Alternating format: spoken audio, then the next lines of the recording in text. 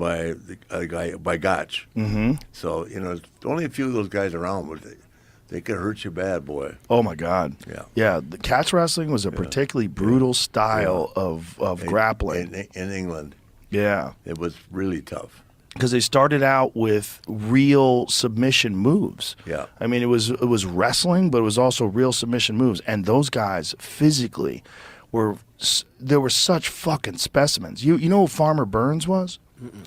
Farmer Burns was a legendary catch wrestler, and one of his stunts that he used to do, he would do a dead man's hang. He would drop from a hang rope, and his neck was so fucking thick from neck bridges that he could literally hang there with a fucking noose around his neck and support his weight. There's photos of it.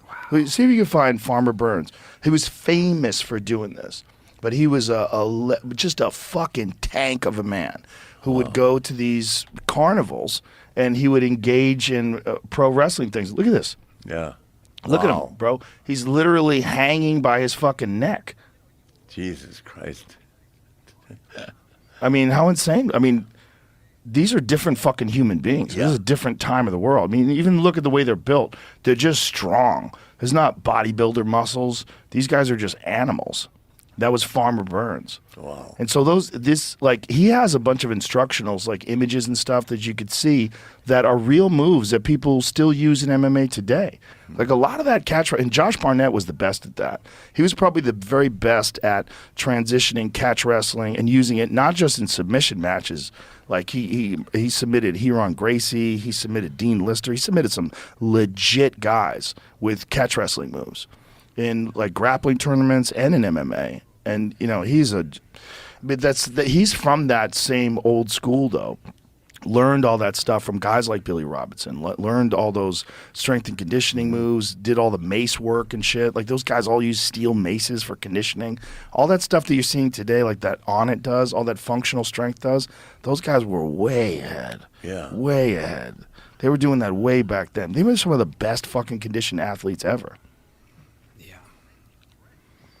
And that's where it all started out. It all started out with like legit wrestling. Yeah. And then it became pro wrestling when, they realized like, look, we're doing all these we can't like actual fight every night. So it became this thing. Thank God. Thank God, right? Right? Guys like me came along. Yeah. Yeah. I didn't mind doing the hour, but I didn't want to fight all the night about it. Do they ever bring you in to talk to young wrestlers, like to give them? They just did. Yeah? What is that like? It's fun, they had me come to an interview class for NXT while they were in L.A. I'm sorry, they had me come into a interview class.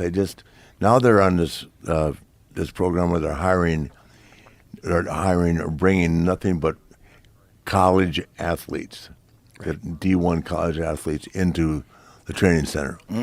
So when they're in L.A., they've brought in, I want to say 50 or maybe even 100.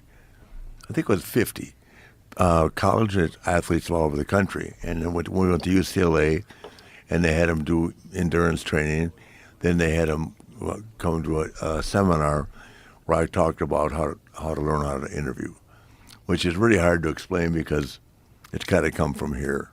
It's got to come from here. Yeah. And it's the biggest problem is really if they got 100 people, let's say, at NXT right now, out of that 100 people, 1% might make it. I was trying to figure out today I'm with a friend of mine who used to work there. In the last 5 years, of all the kids over there, right? Rhea Ripley, Austin Theory. That's in the last 3 years, right? Yeah. Okay, now think about that. And prior to that, it's been 10 years since Ashley went there.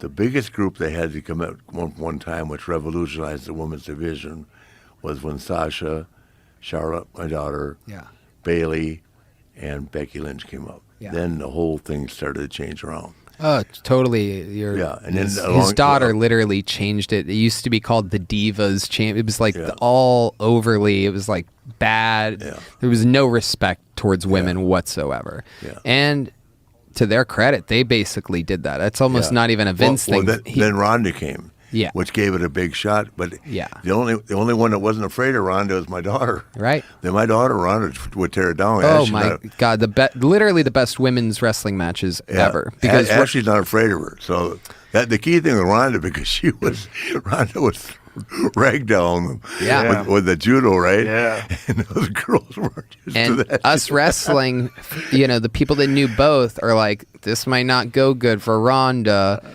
But meanwhile, because of the judo, she was such a natural wrestler. Oh, so God, she she was was putting great. on a fucking multi-million-dollar show No, all the time. I love Ronda. It's Yeah. great, She's but- so great at promo, too. She's yes, so great at yeah. playing a badass. Yeah, but Because you think she's not going to be. It's almost like a misdirect. It's like when we've had with some comedians that might be a little bit crazy, and we're like, let's go watch their set and see Yeah. how it goes. And they're like, they're Yeah, no, dialed-in Ronda's geniuses. You great. know what I mean? Yeah. that It's thing like they that. did at WrestleMania where she came out of the crowd with The Rock, and she was throwing Stephanie around and then Hunter. I mean, she's phenomenal. Oh, yeah. But as far as the girl matches, my daughter was the only one who's not afraid of her. She's They- the most they- successful they- to ever go over from MMA other than Brock started at pro Yeah. wrestling, but she's Yeah. the most successful, Well, right? by The far, transition yeah. by far. Yeah, Brock number one, her number two. And for good reason, both of them. It's Yeah. not like, oh, they really made that entertaining, or they learned that one little trick. it was- They were ready. Those are Yeah. pure athletes. That's what you need to be. That's how Yeah. you need to. And they earned their keep. I mean, they were, I think sometimes the talent gets jealous of people just come in and out and all that. Well, Ronda and Brock have paid the price. I mean, what are you going to say? Yeah, you can't say shit. It's Ronda Rousey, motherfucker. Yeah. Okay, it was Brock Lesnar.